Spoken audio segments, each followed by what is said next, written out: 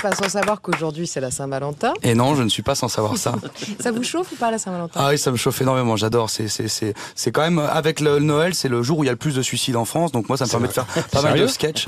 Ah bah oui, la Saint-Valentin, c'est quand même là où on se rappelle qu'on est seul et triste. Pas faux. C'est vrai. C'est assez terrible. C'est malin. Je fais arrêter, j'ai envie de chialer maintenant. Alors, vous venez nous parler de votre spectacle Alléluia Bordel, où bien sûr il est question de religion et donc d'amour. Ah bah oui, d'amour, bien. d'amour, d'inceste, de pédophilie, de tout ce qui concerne l'amour. La vie, quoi. La vie. Alors c'est toutes les religions? C'est toutes les religions, oui, ça c'était important, de traiter vraiment tout le monde de la même manière, donc ça parle vraiment des juifs, des musulmans, des cathos, voilà, ça tape autant sur tout le monde, voilà, à tous les moments du spectacle. Parce que vous leur trouvez quand même quelques points communs. L'extrémisme, en fait, moi je me moque vraiment de l'extrémisme religieux, donc j'amène les textes sur scène, j'ai vraiment le Coran sur scène, la Bible, la Torah, et des articles de presse, j'ai aussi des personnages, des sketchs, donc c'est vraiment un spectacle qui va à 200 km/h, et ça traite vraiment de l'extrémisme religieux, et je montre que dans le ridicule et dans l'extrémisme, eh ben, se retrouvent. Voilà, il y a pas des extrémismes que chez les musulmans, contrairement à ce qu'on peut parfois entendre et croire. Ouais, Père Albert, un commentaire? Je suis entièrement d'accord. On ne sera jamais, en matière de religion et de foi, assez extrémiste.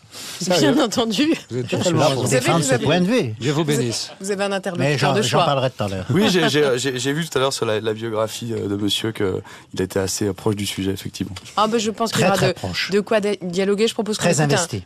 un extrait du teaser du Oh, spectacle. ne t'en fais pas, rendors-toi. Je vais juste offrir notre fils unique en sacrifice. Oh! J'ai eu peur que ce soit quelque chose de grave. Grégory, oh, et, tu veux que je t'aide à tripoter ta voisine? Non? Tant pis. Non, mes frères. Je vous en prie, ne soyez pas des criminels. Après que cet homme est entré dans ma maison, ne commettez pas cette infamie. Voici ma fille qui est vierge, je vous la livrerai. Alors, le sous-titre du spectacle, c'est fondé sur des faits réels. En fait, vous partez de l'Ancien Testament, vous dites tout est là, quoi. Voilà, là, les extraits qu'on vient d'entendre sont des extraits de la Bible que je lis. C'est vraiment écrit noir sur blanc. C'est ce qui est écrit dans l'Ancien Testament. Vous avez bossé quand même ce spectacle ou pas? Vous lisez Ah ben, moi, si je devais reverser le droit d'auteur, c'est sûr que ça irait au prophète et certainement pas à moi. Non, effectivement, en fait, il y a une bonne partie du spectacle, enfin pas une bonne partie, mais notamment les 45 premières minutes du spectacle, je parle de l'Ancien Testament, puisque c'est à peu près là où ils sont la base un petit peu de tout le monde et là où ils se contredisent le moins. Donc je me base vraiment au départ là-dessus. Et je dis des extraits, mais les gens sont hallucinés de savoir que par exemple, la première chose qui est fait Noé en sortant de l'arche, c'est sacrifier des animaux pour remercier Dieu de les avoir sauvés. Enfin, il y a plein d'absurdités comme ça, et les gens sont hallucinés à tel point que je descends dans la salle carrément faire lire des extraits. Je crois pas que les gens soient au courant, par exemple, que si on a les testicules écrasés, on n'a pas le droit d'aller à la messe. Donc il y a plein de choses comme ça. Pourquoi, Père Albert? Bien parce qu'à ce moment-là, tu n'es plus un homme de Dieu. Tu n'es qu'une fiotte. Voilà. C'est une logique implacable. C'est pour ça qu'on a un homme de ça. foi ici. Bien sûr, c'est pour ça. Vous inspirez de l'actualité, même des faits d'actualité les plus dingues, comme par exemple une fatwa sur Mickey Mouse. C'est vrai, cette histoire? Oui, il y a une fatwa sur Mickey Mouse. Parce qu'en fait, dans le Coran, la souris est considérée comme un animal dangereux et machiavélique et diabolique. Et donc, ils ont considéré que Mickey était là pour détourner l'esprit des enfants. Voilà, et aller les amener je ne sais pas où. Donc, il fallait tuer Mickey. Mais on se marre, mais le problème... c'était un Iranien, ça.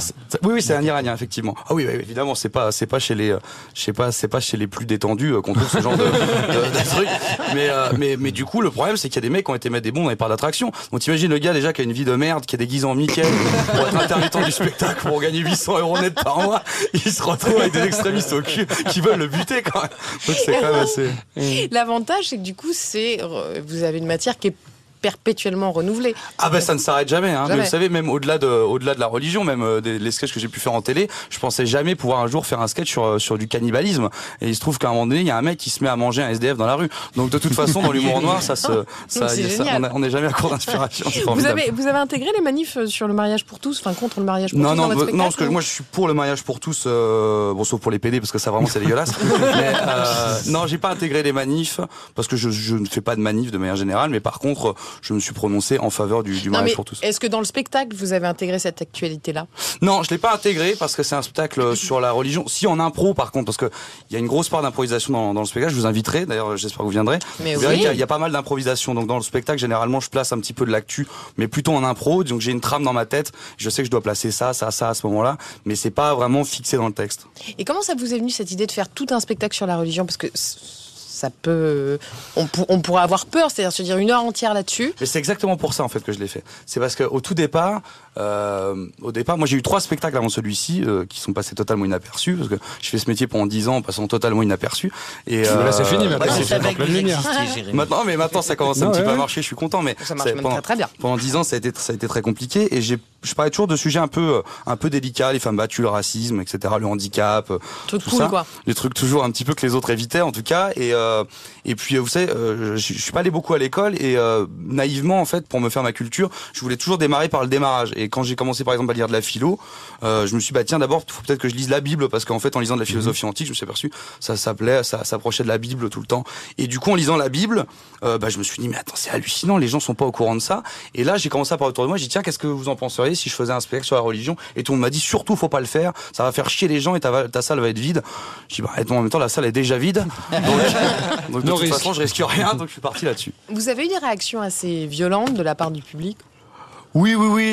En fait, c'est pas du public. En fait, c'est ça qui est assez rigolo. C'est souvent des gens. Ceux qui viennent vous voir sont au courant, mais c'est dans la rue après le spectacle. Voilà, en gros. c'est plus ça. C'est arrivé en salle d'avoir des mecs qui se lèvent pour hurler, pour je sais pas quoi, ou pour partir tout simplement. Mais les plus violentes réactions, oui, ça a été plutôt en dehors du spectacle. Mais en plus, souvent des gens qui n'avaient pas vu le spectacle, juste qui avaient entendu parler ou qui avaient vu des extraits ou entendu des choses.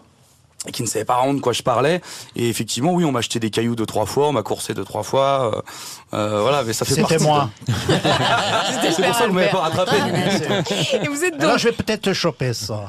Je suis contre la porte. Vous êtes donc en tournée dans toute la France. Pardon, je m'autocoupe, mais c'est la Saint-Valentin et Fred Martin a rendez-vous. Frédéric